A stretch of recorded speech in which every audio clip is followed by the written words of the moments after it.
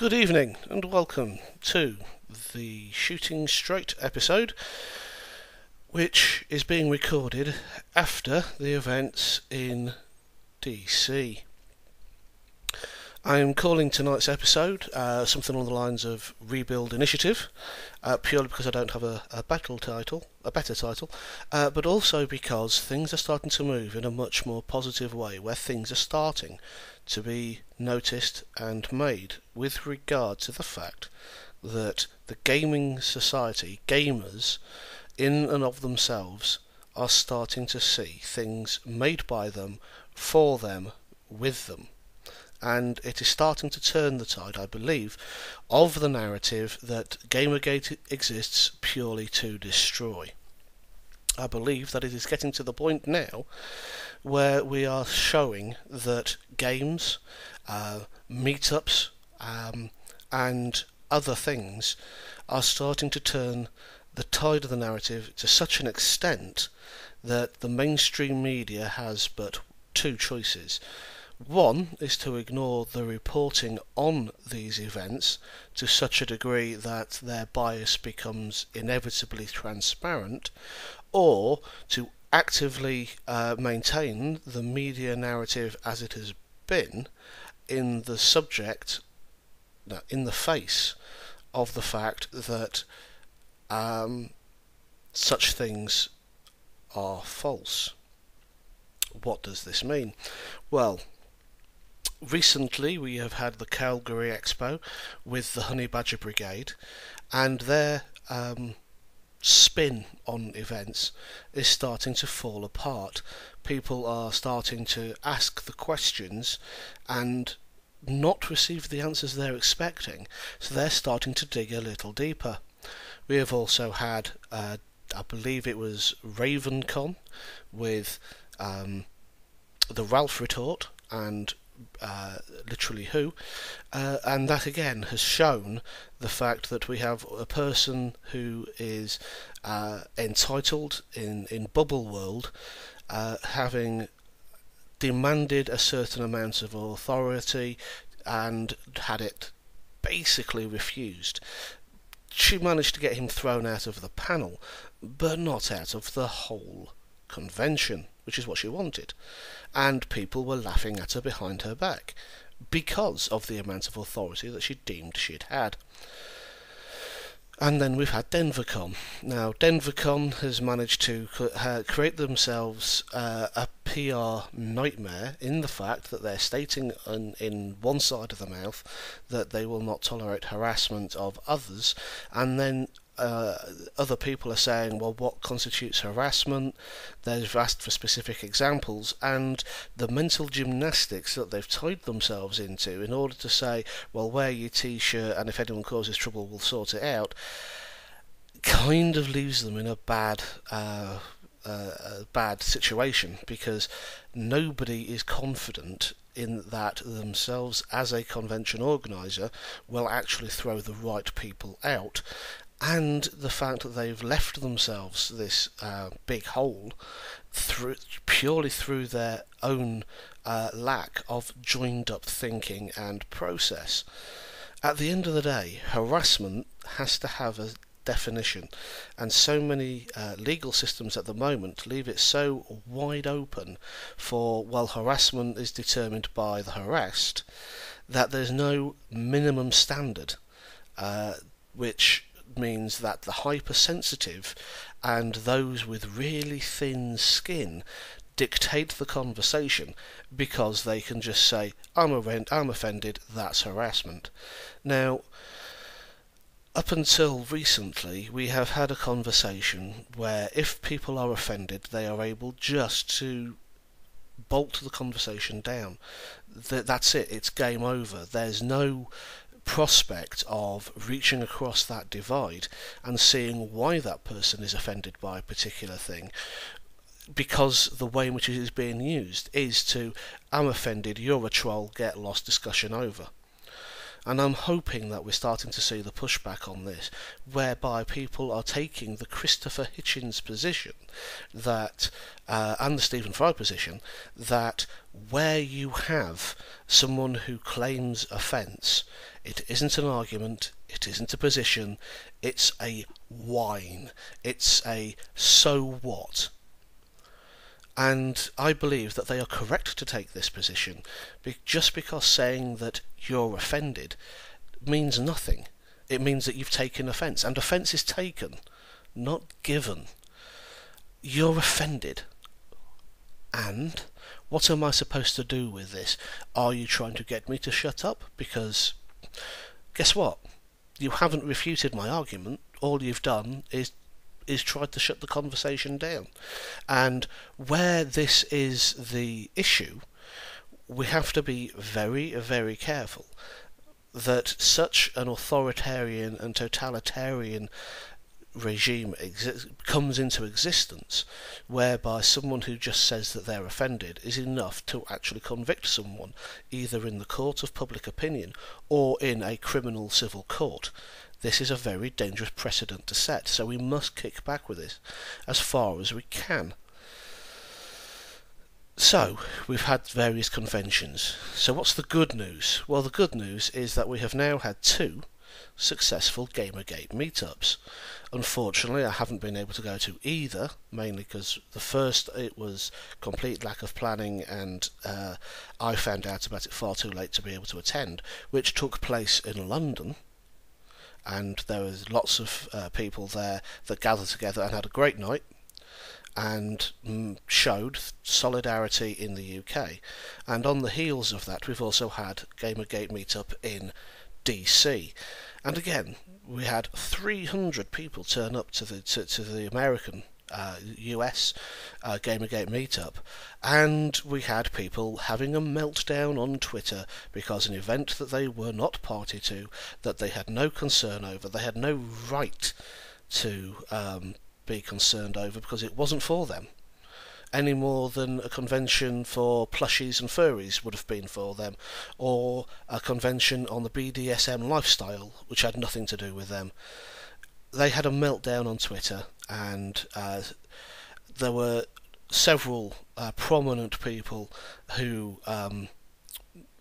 made threats, shall we say, on the Twitter platform, and actually harassed one of the venues which they attended.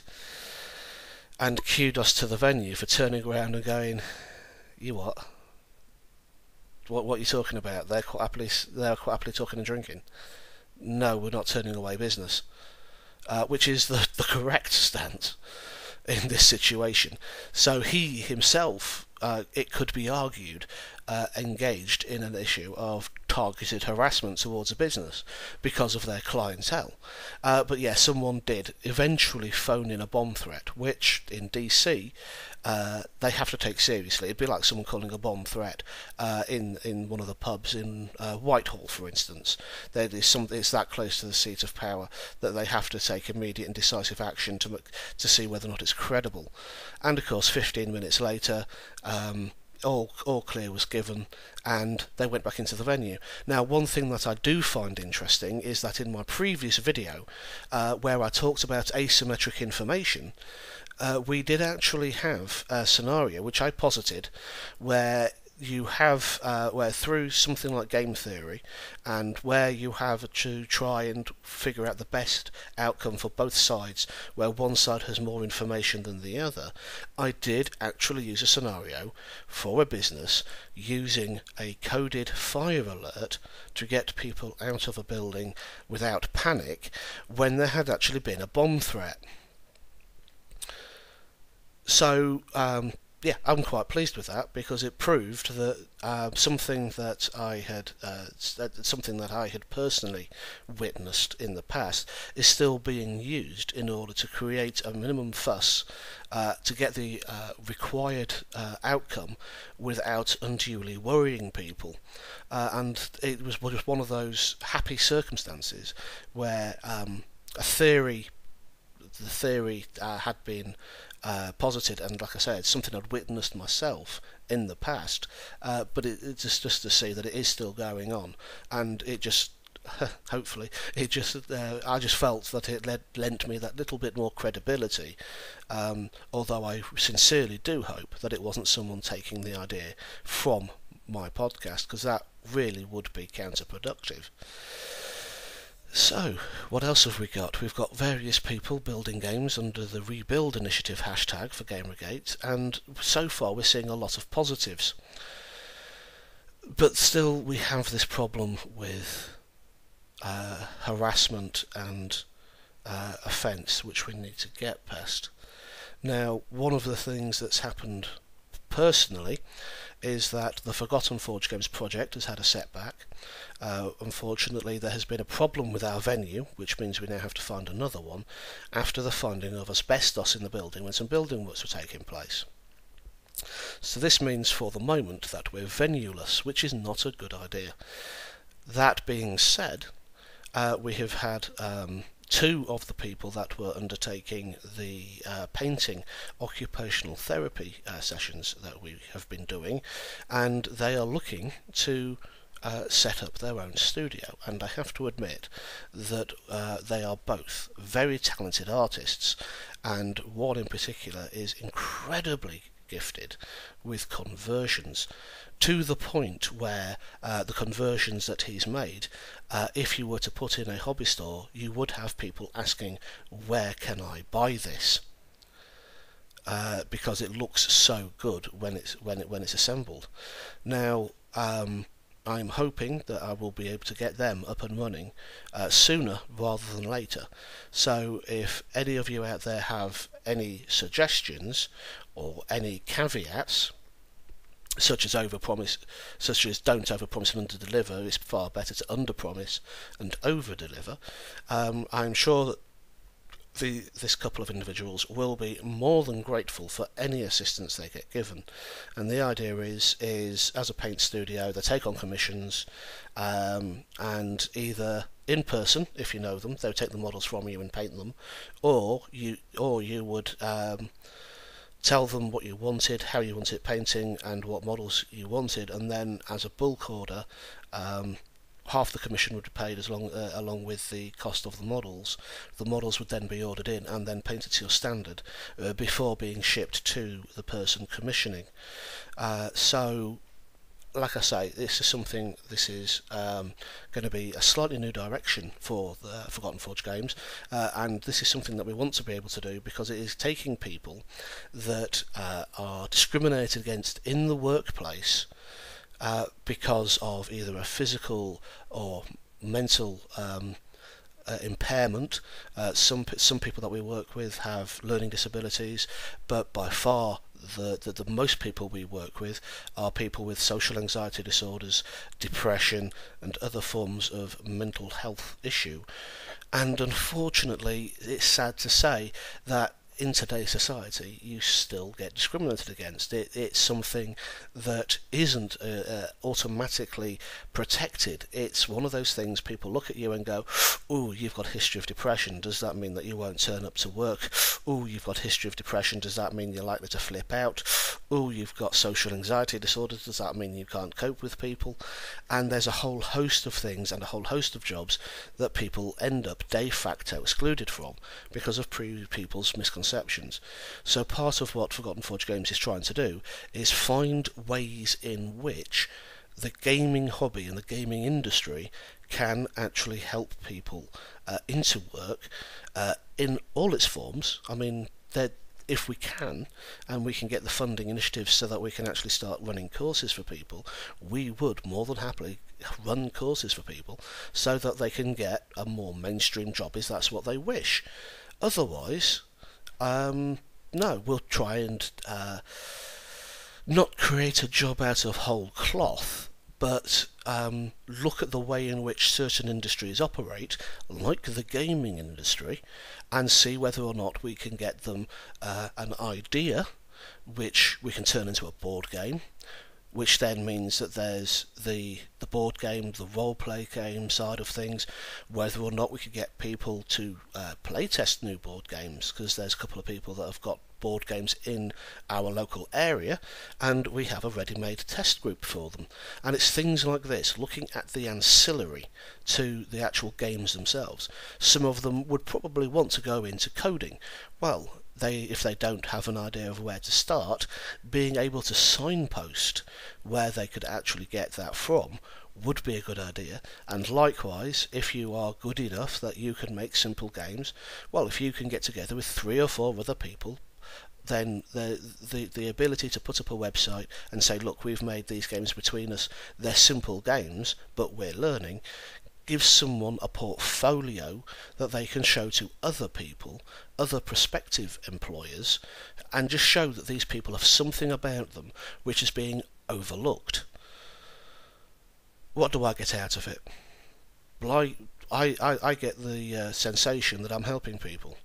I am currently going for a sort of a talk to people, see whether or not I can become an advocate, and there's training that I want to get, which I won't get into here because I'm worried that I might not be able to access it, but there are things that I want to be able to do, and I believe that if I can show that I have the willingness to help people, that I am in fact showing that I can help myself. It shows that I've got the skills to be able to think outside of the box and look at solutions that other people won't necessarily have thought of.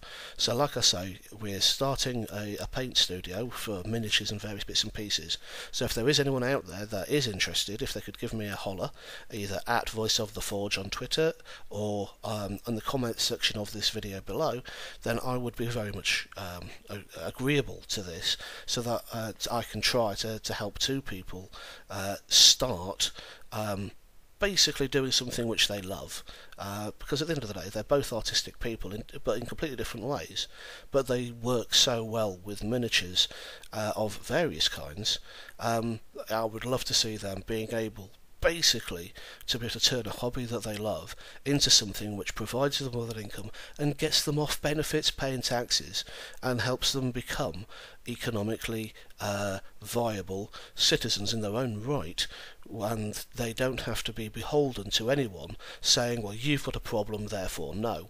They can actually carve out their own niche in the industry and be able to value themselves more as people, because they're no longer sat there going, well, I can't do anything, I can't get work, I can't hold a job, I've got no skills, to being able to actually turn around and say, well, actually this is an employable skill, this is something that we can do and people pay me good money for. And that to me is a far more constructive thing in all aspects of the gaming culture, is to, rather than say this gaming industry doesn't represent me, get out there and do your own thing, build the industry that you want. And I think that's what we're starting to see now happen. After nearly 8-9 months of Gamergate, we are now starting to see people on Greenlight that are people that would have been excluded by these so-called social justice warriors, and we're seeing Gamergate back these people because there is a genuine interest in the kind of games they want to see, and I applaud that. Thank you for listening. I have run out of steam for this edition of Shooting Straight. I hope that you have enjoyed it, and if you do want to contact me for anything, either a topic that you want me to talk on or something similar, then please feel free to comment either at in the comments section below the video, or if you send me a tweet at Voice of the Forge on Twitter. Thank you for listening, and good night.